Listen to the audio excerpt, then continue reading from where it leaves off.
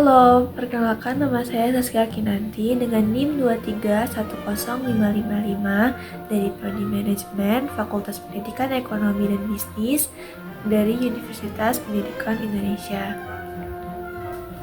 Kali ini saya akan menjelaskan sedikit tentang apa itu transfer pricing. Jadi, transfer pricing adalah harga yang ditetapkan oleh divisi penjual kepada divisi pembeli dalam satu perusahaan yang sama. Nah, contohnya itu adalah PT Indofood. Seperti yang kita tahu, PT Indofood memproduksi banyak makanan dan minuman, salah satunya mie instan dan tepung terigu. Jadi, di sini dimisalkan apabila dari divisi yang memproduksi mie instan membeli terigu dari divisi terigu, maka itulah yang disebut sebagai transfer pricing karena mereka adalah transaksi yang dilakukan antara dua divisi dalam satu perusahaan.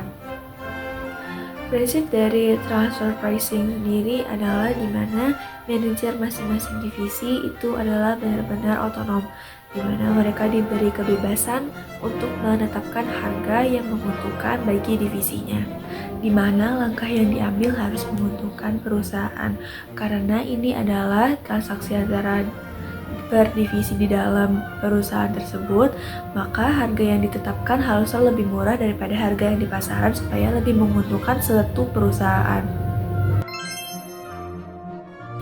Dalam pengaplikasian dari harga transfer ini ada dua poin penting yang perlu diperhatikan. Yang pertama, harga yang ditransfer hanya diaplikasikan oleh perusahaan yang memiliki pusat laba dan output yang dihasilkan dari satu divisi merupakan input bagi divisi lainnya. Yang kedua, nilai barang yang ditransfer merupakan pendapatan bagi divisi pembeli dan biaya bagi divisi Yang kedua adalah nilai barang yang ditransfer adalah pendapatan bagi divisi penjualan dan biaya bagi divisi pembeli. Ada contoh sederhana dari penggunaan transfer pricing ini, seperti misalnya Adi memiliki sebuah coffee shop yang gak hanya menjual kopi namun juga menjual berbagai macam cookies. Nah, selama ini Adi itu membuat cookiesnya sendiri dengan variable cost atau modal sebesar Rp10.000. Suatu hari ada seorang supplier yang menawarkan cookies buatannya kepada Adi dengan harga sebesar Rp9.000. Sebagai pemilik coffee shop, apakah lebih menguntungkan jika Adi memproduksi cookiesnya sendiri? Kalau berdasarkan transfer pricing tadi, lebih menguntungkan bagi Adi untuk mengambil dari supplier dikarenakan dengan kualitas yang sama, Adi bisa mendapatkan harga yang di bawah dari variable cost yang dia miliki. Ada beberapa metode yang dilakukan dalam menentukan transfer pricing.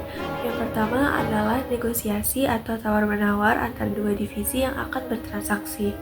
Nah, perlu diperhatikan di dalam negosiasi ada dua poin penting.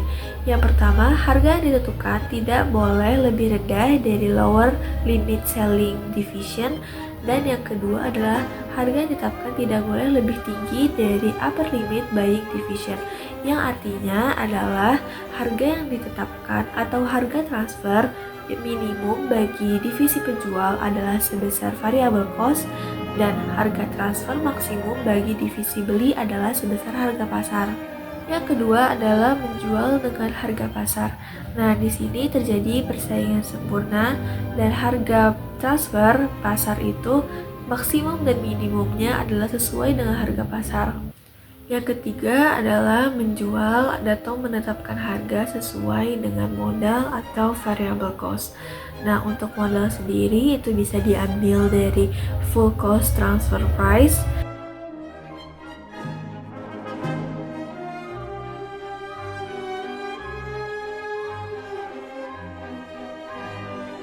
terus bisa juga dari full cost ditambah markup,